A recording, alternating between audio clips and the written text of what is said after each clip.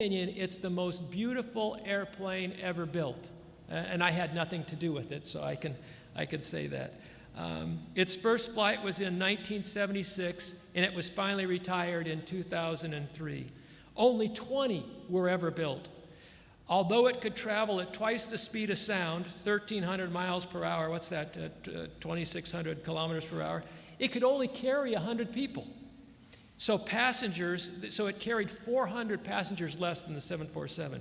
A typical ticket would cost you $10,000 to travel from New York to London. As you approach the speed of sound, the drag increases dramatically. And when all that air is getting pushed farther and farther ahead, it creates a very loud thing called a sonic boom. The combination of how much fuel it used, because the drag increased, with the noise it made, caused this to be a very difficult plane to make money with, because you weren't allowed to fly over land with it supersonically. You could only fly over the oceans.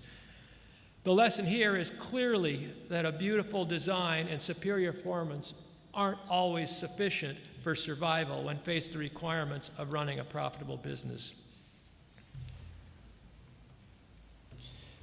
The most recent significant advance in commercial aviation was the development of the 787 Dreamliner. It again started out different than what it appears today.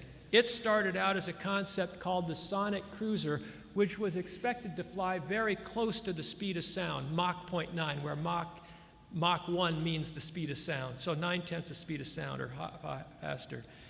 But the airlines didn't want to buy it. We had designed the plane, it was ready to go. The airlines asked us for something quite different. They wanted a super efficient airplane that they could use to make money with. I've personally worked on everything that I've shown you so far, and then everything I talk about today, with the exception of the Wright brothers and the Concorde. The 787 is the plane that I worked on the most and feel closest to. It's 20% more fuel efficient than the plane it replaces, and it's 75% more fuel efficient than the first commercial transports. And this performance is enabled by that beautiful curved wing that you can see in the picture, improved engines, more electric systems, and of course advanced materials. The 787 was the first plane to have a graphite epoxy wing and fuselage. The use of these materials was a radical departure from all previous designs and was critical to driving the plane's performance. One interesting note is one of the key companies that helped us, that enabled the manufacturing of this, is a Spanish company named M. Torres that's just a fantastic partner. This plane was the fastest selling plane in Boeing's over 100-year history.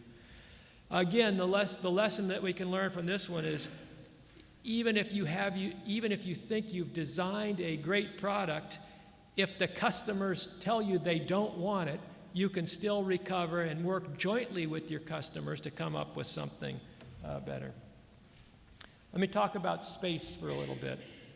The final aerospace accomplishment I want us to talk about is manned space. The two lessons that we can learn from manned space are that it's very expensive and it's very dangerous. For someone to go into orbit around the Earth, they must accelerate to a speed of 17,000 miles per hour, 30,000 something kilometers per hour. It takes an incredible amount of energy to accelerate anything to 30,000 kilometers per hour. And what it takes is basically a controlled explosion.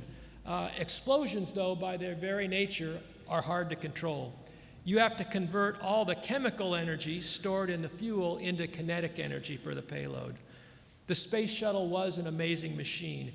It weighed 4.4 million pounds, yet it could accelerate 60,000 pounds of payload to 17,000 miles per hour.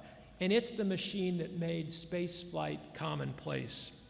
Over the course of its 30 years, it made 135 flights. But as I said, it's a dangerous business, and 2 of those flights ended in disaster. In its 25th flight, the Challenger was lost on ascent, and the 113th flight, Columbia, was lost on descent. I happened to be responsible for assuring that they could take the next flight after Columbia, and I took that responsibility very seriously. It's just very hard to control all that energy, whether it's the energy to launch or the kinetic energy you have when you're landing. And in attempting to do so, the cost went up dramatically.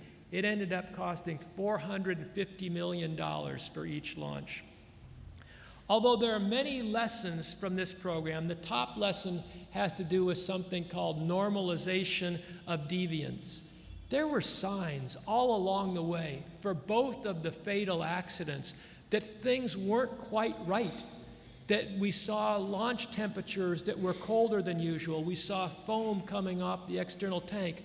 But because we had so many successes, we started to believe that those deviations weren't important. And it became normal for us to accept the deviations from the requirements that we had. And after a while, those deviations were ignored. And the result of ignoring those warnings resulted in the loss of several lives.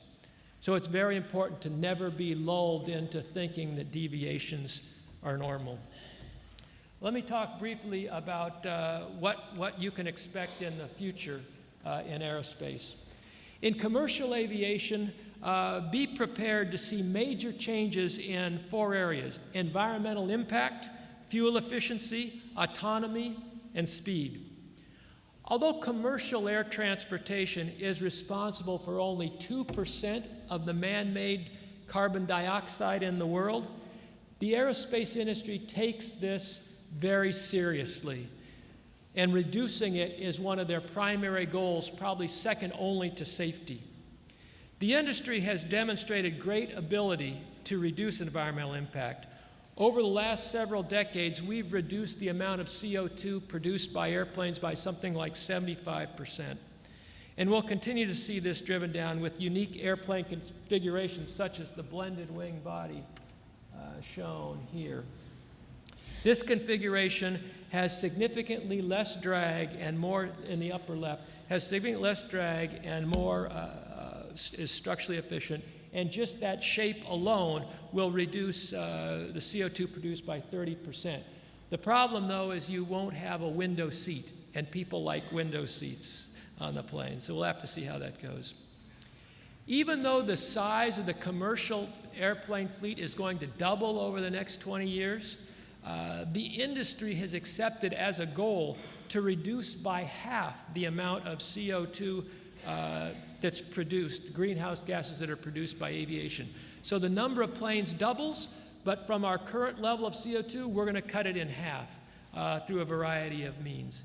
A key enabler to that goal are biofuels, shown in the upper right figure there. The nice thing about biofuels is that they absorb CO2 while the fuels are being produced. And using these fuels reduces the amount of the net amount of CO2 by something like 80% over petroleum-based fuels. Numerous airlines around the world are already using these fuels. The final image in the figure, 2 of them really, is of a very small plane that Madrid and Spain had a lot to do with. You won't be flying on a plane like that showed on the bottom anytime soon, but it represents the trend towards electrification. The Boeing Madrid team was the first in the world to fly an all-electric hydrogen fuel cell-powered airplane over 10 years ago. Dr. Nieves Lapena Rey, who's shown in the right there, she led the team that designed, built, and flew the all-electric PEM fuel cell-powered airplane, not far from here at all. And while we don't expect electric propulsion to power large commercial aircraft anytime soon, we do expect to see hybrid propulsion like you have in your cars. And this can reduce the fuel, improve the fuel efficiency by 60%. We will need a dramatic improvement in energy storage in batteries by a factor of something like 15, before we can see large transports powered. And one of the reasons I go to universities is to lay these challenges out, and hopefully some of your faculty and students will be the ones responsible for solving them. Another area that you'll see changes in is that of speed. I previously showed the Concorde and discussed why commercially it didn't succeed and why they only built 20 of them. We do know how to build large supersonic transports, though. This figure up at the top is called the high-speed civil transport, and it carries 300 passengers and go 2.5 times the speed of sound. It was designed in the 90s, but it was never built. One of the biggest roadblocks for this and any other high-speed transport is what I mentioned before, the overpressure or sonic boom that shakes the windows of your house and can even break the windows of your house if it flies over your house. And that's why they have laws in most countries, including the US and Spain, that don't permit that to happen. But ongoing research is showing that you can reduce that overpressure by shaping the aircraft appropriately to the point where flying supersonically will soon be viable. The picture on the far left is the Ariane Mach 1.4 12 passenger supersonic aircraft that is expected to fly in 2023. Next to that is the 55 passenger Boom supersonic Mach 2.2 aircraft, which also is expected to fly in the next 5 years or so. These airplanes are targeted to be significantly quieter than the Concorde. Beyond that, the very bottom of the figure is a little just farther in the future. It's the Boeing's Mach 5.5. This is 5 times the speed of sound, 3,800 miles per hour. It'll only take 2 hours to go from Sydney to San Francisco. The main challenge for all these concepts is how to reduce their environmental footprint and how to make them commercially affordable. Autonomy. Military drones already have the capability to take off, fly to a destination, and land without any human intervention. Many of the commercial airplanes you fly on today, such as the 737, can land completely by themselves with the pilot not touching any of the controls. Increased autonomy, though, will first show up in reduced crew sizes on very long international flights. My flight from Los Angeles had 2 or 3 complete crews that traded turns flying. And so the first place automation will take place is it'll allow the number of crew members to be reduced. It's much more likely that your first exposure to autonomous flight will be what's shown in the bottom left there with autonomous package delivery. NASA's predicting that within the next 2 or 3 years, there'll be 700,000 drones flying around. And a lot of those will be for package delivery. Now, I'm not personally excited about package delivery, but I am excited about the system that'll be developed that'll allow each of these drones to automatically sense where the others are and avoid them, and that have that in a decentralized way. So that system, I do think, will be critical for our future. And then finally, when it gets to moving people around, there are 2 vehicles shown. One is Uber's air taxi, which they expect to have flying very soon.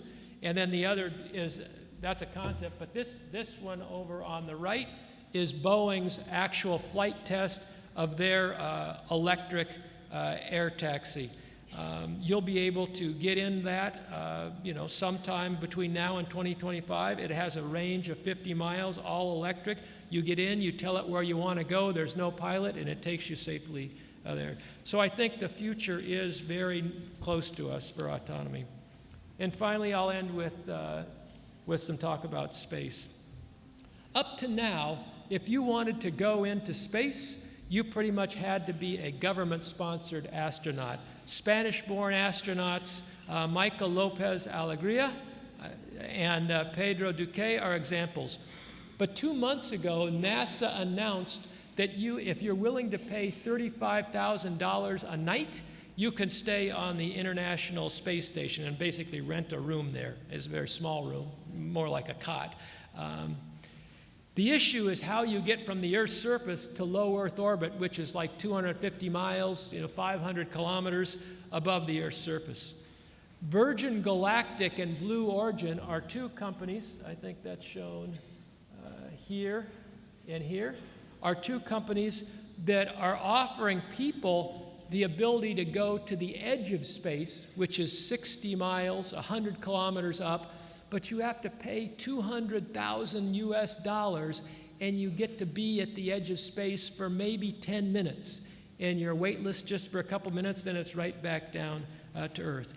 To get to that 60 miles or 100 kilometers, you have to accelerate to 2,500 miles an hour, 5,000 kilometers an hour. But to get to low Earth orbit, 250 miles up, you need to accelerate to 17,000 miles per hour, and that takes 50 times as much energy, so it's not cheap. Two companies, Boeing and SpaceX, which represented by these two, are making capsules to take you from low Earth orbit to the International Space Station, and anybody can buy a ticket on there. But the launch cost is going to be high. I predict it'll be something like $20 million if you want to go. So we better all start saving our money now. And if that's not enough, during the lifetime of many of your students here, we will see permanent colonies on the moon and Mars. For the sake of time, I'm going to skip the next section on how to lead large programs of this magnitude. And I'm going to go straight to the role of universities, with your permission.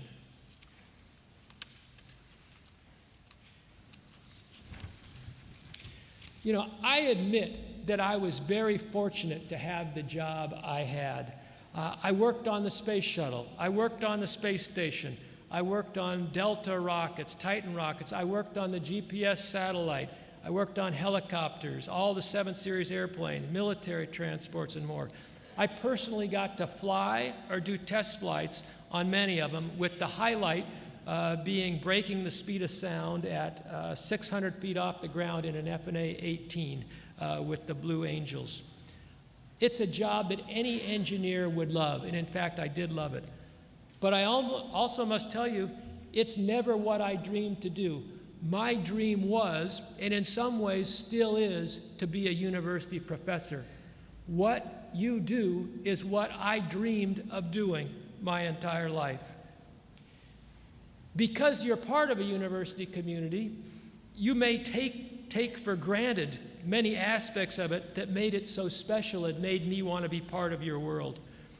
A university is the only place that I know of where it's okay, maybe even desirable, to not know all the answers.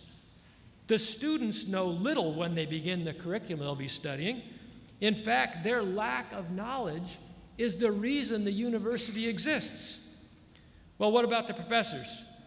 The students believe the professors know everything, and maybe we want them to believe that.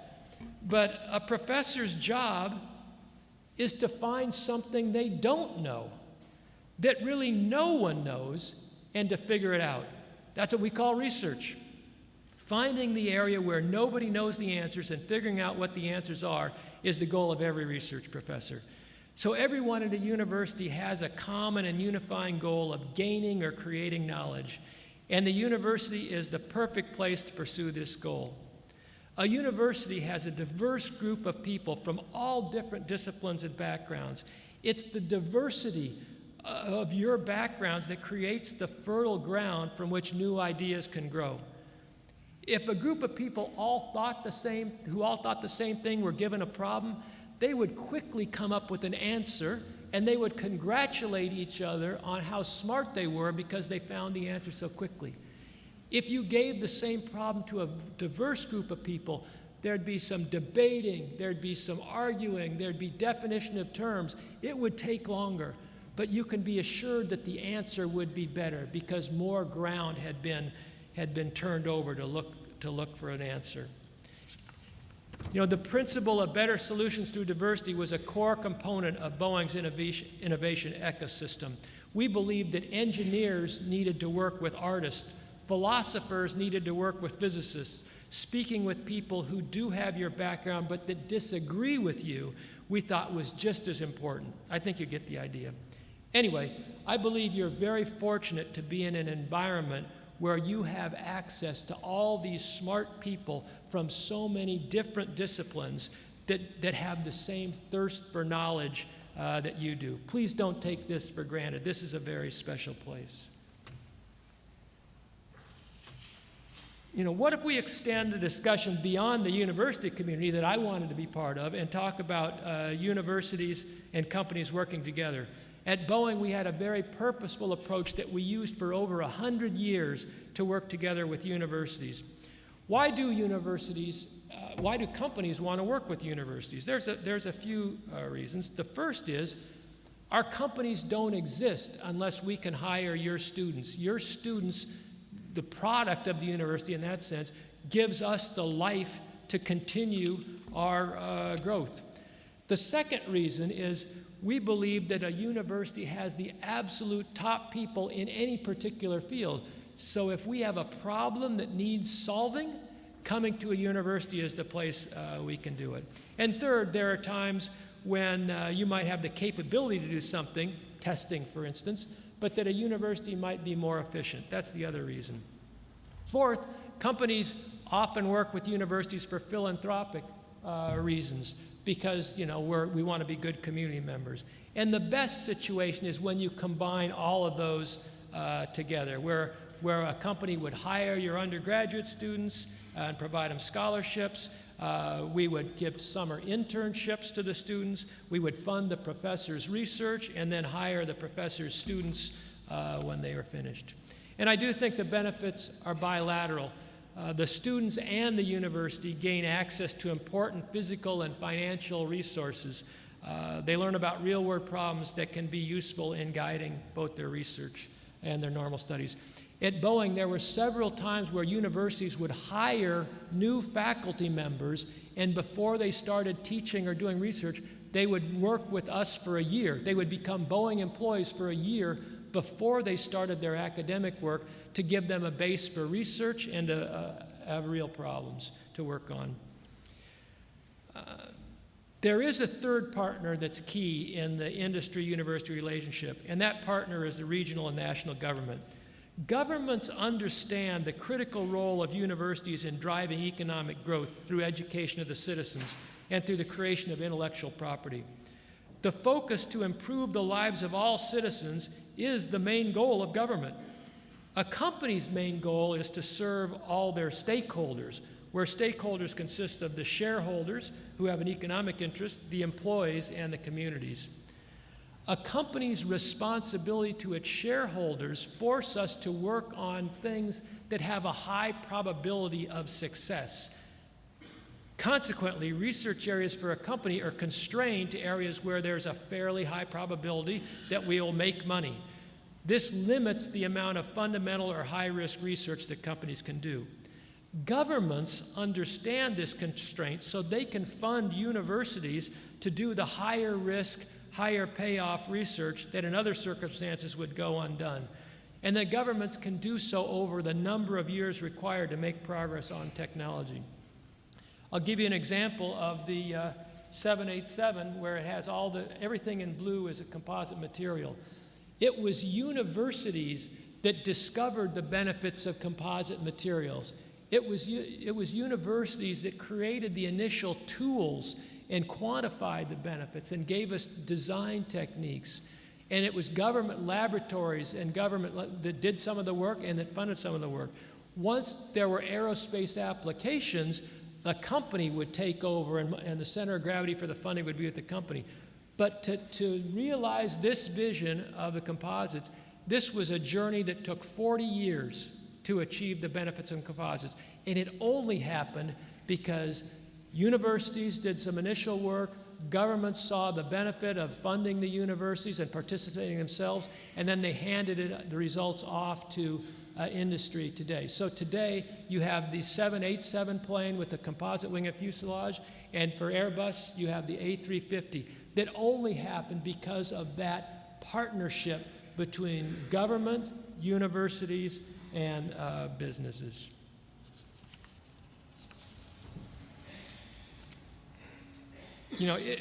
Just a sidelight here. A new airplane like the 787 costs over $10 billion to produce. And so any new technology used has to be very well understood, or else you can't afford to take the risk with that kind of money. It should be clear now why companies want to work with universities. At times, though, there have been things that have kept us from working together. I'm just going to mention two of them. The first is,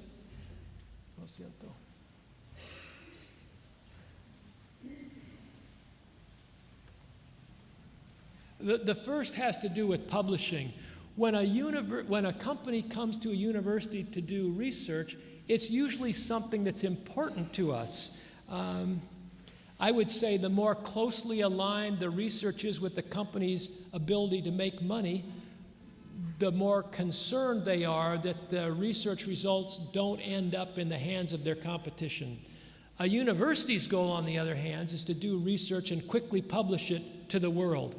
And so finding a fair balance where the university can publish their results, but the industry's competitive position can be protected is one of the key things that needs to be worked out ahead of time if you want to work with large companies on things that are important to them. And I think reasonable people can come up with very reasonable answers. The area that's hurt university-company relations even more than that has to do with intellectual property. Because at times a single patent is worth, a piece of intellectual property has been worth $1 billion, universities tend to have very strict rules and regulations about who owns the intellectual property and what can be done with it. Companies, on the other hand, don't want to fund a university to do work and then see that work given or licensed to a competitor. So the story is the same. We have to work out ahead of time a way for the university to make money on their intellectual property, but also protect the company's interest in making sure that things that the companies fund are allowed to be used for reasonable fees. And the way you do this is by having umbrella licensing agreements ahead of time for every contract, so the university's assured of making money and the company knows there's a way for them to license whatever technology is developed. What should we work on going forward?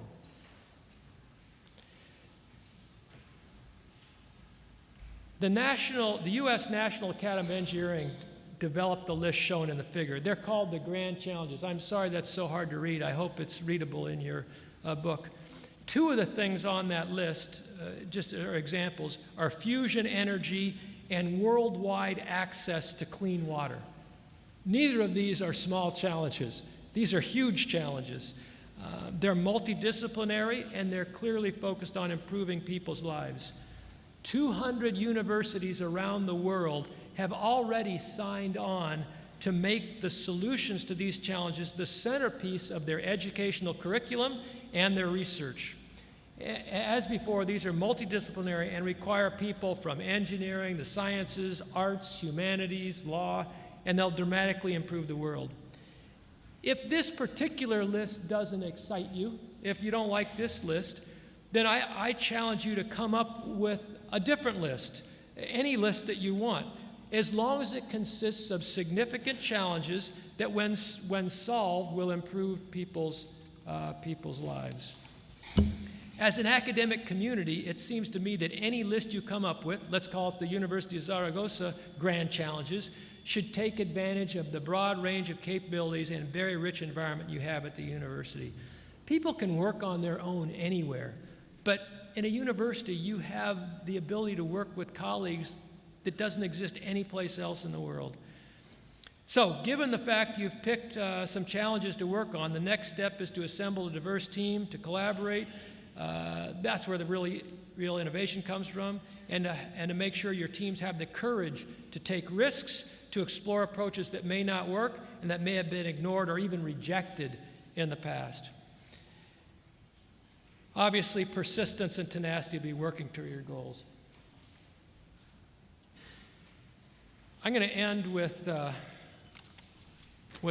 short metaphor. I spoke earlier about the 787 Dreamliner. I want to show you the test of the wing. The wing bends. We test these planes to loads that they'd never, ever see in 100 years of flying. We test them to 150% of something called the ultimate load, and the ultimate load is something that might happen once in 30 years. And in this particular case, it was a wing bending test. This wing actually bent 26 feet without any damage at all. Let me see if I can play that video. I hope you can see the wings bending up, the fuselage at the bottom. And from the side.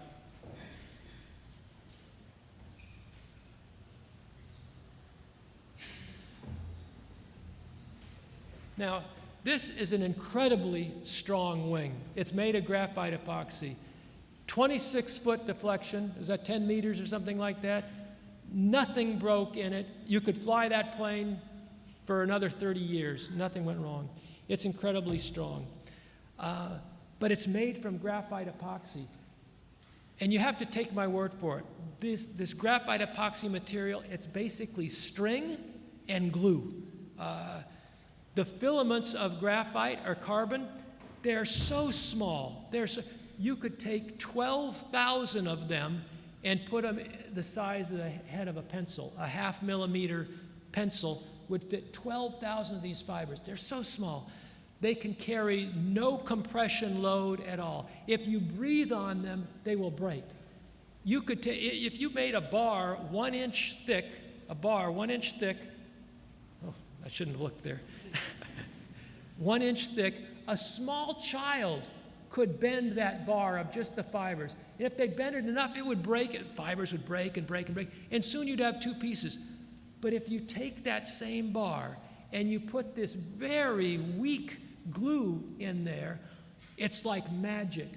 All of a sudden, a small break in one fiber, the load is transferred to the fiber next to it. And now this bar becomes, by weight, much stronger than steel. The magic of the 787 is the composite materials, and the magic of the composite materials is how you achieve such unbelievable strength by mixing such weak components together. This is why I spent my life studying composite materials, because that excites me so much. As far as I'm concerned, the message is clear. Each of us in academia, industry, and government has our role to play. And while none of us has the full answer, each of us can be part of the solution and can work in a complementary and collaborative manner to solve the world's biggest challenges. As individual entities, like the fibers and the resin, it's easy to concentrate and see the weaknesses. But working together in a joint enterprise as a composite, all you can see are the strengths. The title of my talk started with the words, "Knowledge is power." This phrase was coined by Francis Bacon, who lived in England about 400 years ago. He's the inventor of the scientific method, and the scientific method has been useful in, almost every major advance we've seen over the last 400 years. We have misinterpreted what he meant. Today, when we hear the words knowledge is power, we view that as, many people view it as, if I have the knowledge, then I have the power to control those around me, to be in charge of any situation. But that's not what he meant. He wasn't talking about that at all. What he meant was that if you had the knowledge, whoever has the knowledge has the responsibility and the capability to make the world a better place by using the knowledge that they have and better the world for all around them. It's not about using your knowledge to make your own personal situation better. It's about using your knowledge and the responsibility you have to use it to make the world better. As this academic year starts, I hope that each of you are able to reflect on how you and the university community can work together to use the knowledge you have in an impactful way that makes life better for those around you. Muchas gracias por permitirme en el día de hoy formar parte de su comunidad académica. Ha sido un verdadero honor. Que Dios les bendiga.